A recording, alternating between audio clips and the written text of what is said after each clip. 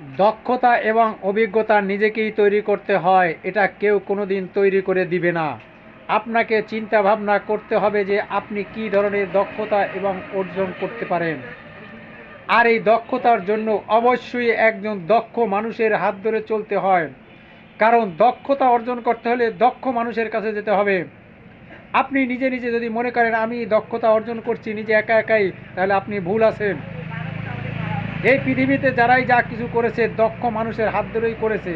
তবে নিজের চিন্তা চেতনাটাকে অবশ্যই অগ্রযাত্রা করতে হবে।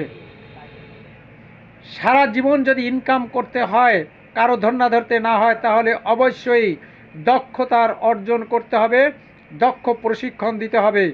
আপনি দক্ষ প্রশিক্ষণ দিবেন, সারা জীবন বৃদ্ধা বয়সেও আপনি কামাই করে খাবেন। আর যদি মনে করেন না এদারে ওদারে চাকরি করব, এই করব সেই করব, তাহলে আপনাকে মন ছোট রেখে চলতে হবে। কারণ দক্ষতা অর্জন করে যদি কেউ কিছু বানায়, তাহলে সেটা কঠিন থেকে কঠিনতম সম্মান প্রদর্শন করে এবং সম্মান দেয়। আমার কথাটা সত্য না মিথ্যা অবশ্যই জানাবেন। ধন্যবাদ।